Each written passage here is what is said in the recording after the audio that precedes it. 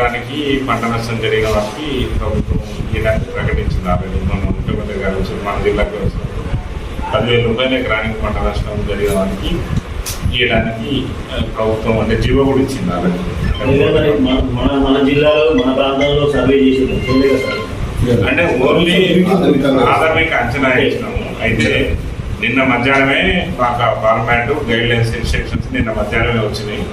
కొన్ని చోట్ల స్టార్ట్ చేసినాం, కొన్ని చోట్ల ఈరోజు, ఇంకా రేపటి నుంచి అయితే పూర్తి స్థాయిలో చేస్తాం. ఈ ఇసుక మెండ చేసిన వాటికి 50,000 రూపాయలు ఎకరానికి కానీ పూర్తిగా అంటే ఆ భూమి మొత్తం కొట్టుకోపోవాలి. ఏమి రాకుండా ఉన్నదానికి ఇసుక మెండ 50,000 రూపాయలు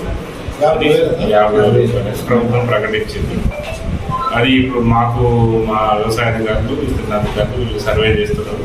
ఆ సర్వే చేసినప్పుడు కూడా ఏ రైతు అయితే పంట నష్టమైందో ఆ రైతు పొలాన్ని సందర్శించి జియో కోఆర్డినేట్స్ అంటే దానికి సంబంధించిన లాంగిట్యూడ్ సంబంధించి అన్ని తీసుకొని దాని యొక్క వివరాలన్నీ నమోదు చేయడం జరుగుతుంది. చేసి మనం ప్రభుత్వానికి నివేదిక పంపాలి.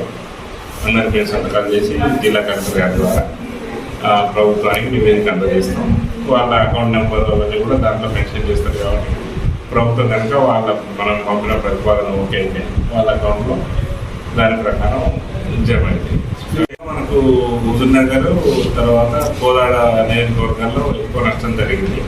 అక్కడ ముఖ్యంగా ఏంటంటే మనకు నాగార్జున సాగర్ ఎడవకాలం తెగిపోవడం వల్ల తర్వాత వర్షపాతం కూడా ఒకటేసారి 300 mm పైన వర్షపాతం నమోదైంది. దానివల్ల ఏమైంది